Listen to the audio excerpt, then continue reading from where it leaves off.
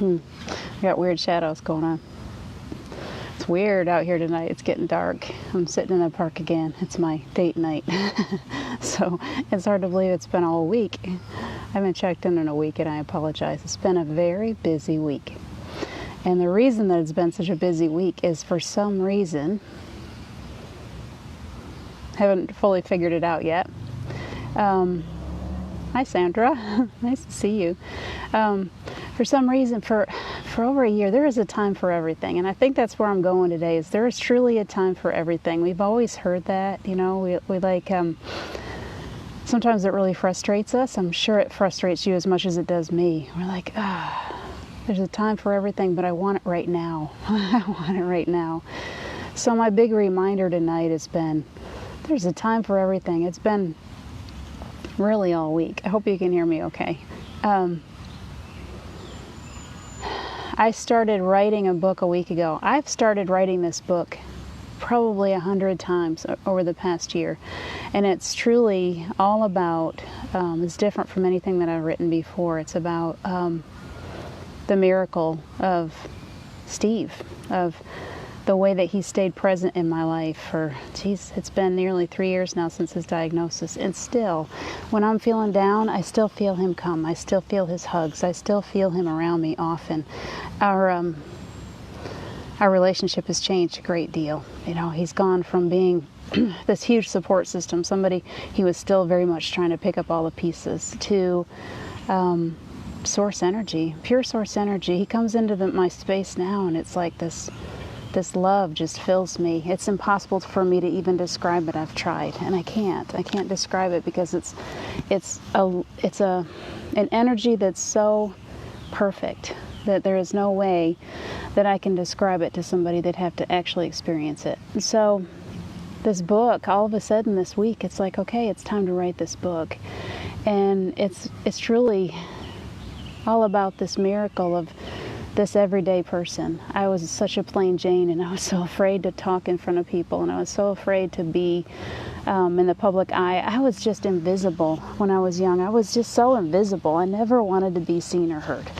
And I was in a really bad marriage, and I had 6 kids. This is long story short. And we all came out of that relationship with PTSD. It was pretty bad. And then Steve came along. Squirrel. Then Steve came along, and he changed us. He taught us what love really was. And so for the past at least year and a half, I've been trying to write a book. I worked with Paul on Anchor Light, and that was a beautiful experience. And then I started writing these pieces that would come through to me as I was communicating with Steve, and I called that Love Steve, and I put that on Amazon too. And then all of a sudden, as soon as I did that, this book took off. And that's what I mean when I say there is a time for everything. I've tried to write this book so many times, and I just couldn't do it. And this week, in the span of about 5 days, I wrote 21,000 words, and I have no idea. It's just like it is just flowing out of me so easily. And every other time when I would start to write it, it was like, I'd hit something. It's like, nope, it's not time yet. It's not time yet. And it's time. And by releasing this book, it feels like it's releasing an energy in me that is different from anything I've experienced before. I think that we do that. We have these things that we just need to get through sometimes. They're not easy. Writing this book about Steve forced me to revisit a lot of pain. And yet, by doing this, it's freeing up parts of me that I never thought were even blocked up. And so, in doing it, it's also bringing me to the realization of the abilities that I've come into, that I've always had, except I just didn't know I had them until after I lost Steve. And while he was sick even, this being able to channel energy, healing energy, it started to come through to me. And it's grown, and it's grown, and it's grown, and it's grown. And now I'm to this place like, okay, I want to move to California. What am I going to do when I get there? How am I going to survive? How am I going to afford to live someplace like that? And I really feel like this book is like the universe pointing out to me, look, you got all this skill.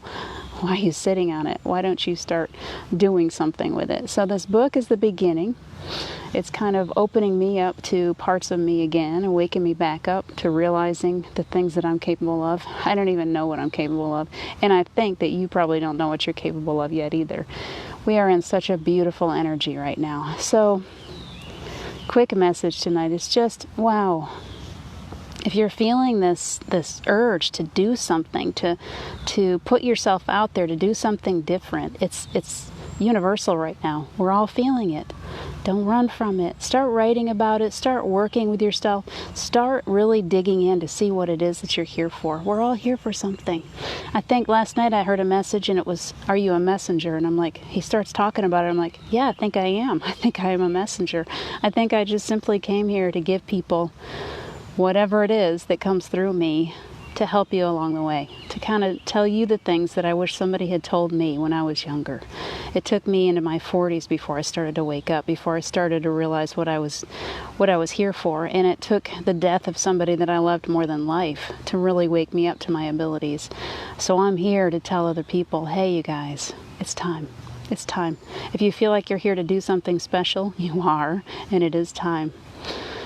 And I'm encouraging you, right along with encouraging myself, that it is time to step into what we're able to do, what we're capable of. Our abilities are so heightened, and they're just getting greater and greater all the time. We're expanding so quickly. And so it's just what I'm here to do tonight, to be your messenger, to say, hey, you guys, get out there. Start learning more about yourself. Start believing in yourself. That's the first thing, is you got to believe in you, believe in what you're capable of. I can sit around and I can feel like I'm out all by myself someplace, that like I'm just that plain Jane that really doesn't have anything to offer, or I can start looking at myself in the mirror and saying, you know what, you're capable of helping people.